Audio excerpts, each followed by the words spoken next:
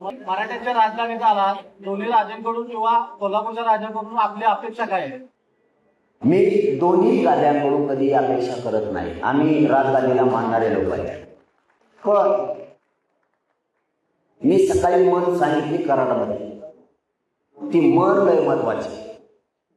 उदाहरणार्थ पूर्वी आपले पोरं घरापासून शहराकडे शिकायला असायचे. कुणीतरी मोटरसायकलवर शहरात जायचा किंवा रोज एसटी जायची. आपल्या गावाकडचे लोक डबा तयार करायचे आणि त्या पोरांना द्यायचे. मग त्या पोरं बस स्टँडवर थांबायचे आणि आपला डबा उतरून घेऊन जेवायचे. तसं राजेंकडं त्यांच्या संस्थानाकडं गॅजेटी आहे. एक प्रकारचा पोरांचा आयुष्य भागवण्यासाठी, त्यांचं भविष्य घडवण्यासाठी ती एक प्रकारचा डबा आहे जेवणाचा. त्यांनी फक्त जाहीरपणानं सगळ्यांनी सांगितलं पाहिजे की लेकरांनो, ह्यो जेवणाचा डबा तुमच्या घरच्यांनी आमच्याकडे दिलेला एवढा खा. असून त्यांनी म्हणूनही आमच्याजवळ डबा दिला नाही. कारण गॅजेटेड त्यांच्याकडे त्यांच्या पूर्वजांनी समाजासाठी करून ठेवलेलं आहे. ही खूप मोठी शिदोरी. ही फक्त त्यांनी मराठ्यांच्या लेकराला उघडी करून द्यावी. ही शिदोरी लेकराला खा आणि पुढचं आयुष्य भविष्य तुमचं घडवा.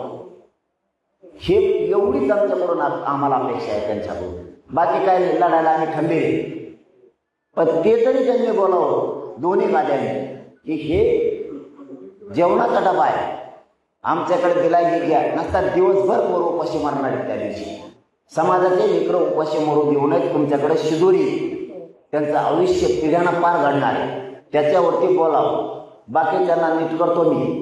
दोघेही भाजपमध्ये असल्यामुळे त्यांच्यावरती शिदोरी. ते भाजपात राहू द्या नाही तर तिकडं शिवसेनेत राहू द्या, त्याचाच विषय नाही. राजगादीशी मी आज नाही म्हणत विषय. इथं साताऱ्यात आलो म्हणून नाही बोलत. मी सन्मानच करतो त्या दोन्ही गाद्यांचा पहिल्यापासून. त्यांच्याकडून एखादं चुकीचं झालं तरी बोलत नाही आणि चांगलं झालं तरी पण बोलत. पण अपेक्षा आहे ती बोलून त्यांच्याकडे जर शिदोरी समाजाच्या भविष्याची, कल्याण होण्याची, तर त्यांनी सांगितलं पाहिजे ही शिदोरी ही घ्या.